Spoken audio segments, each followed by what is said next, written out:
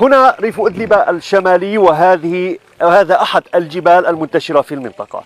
العشرات من العائلات التي هربت من ريف إدلب الجنوبي والشرقي باتت في العراء بسبب عدم وجود أي مساعدات قدمت إليهم بعد أن نزحوا جراء الغارات الجوية والتصعيد العسكري الذي تشهده مناطقهم. كما نشاهد على الصورة أطفال ونساء دون مأوى.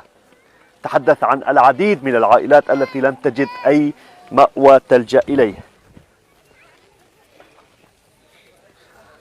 يحتاجون حقيقة لكل شيء، يحتاجون لخيام، يحتاجون لطعام، يحتاجون لمواد التدفئة.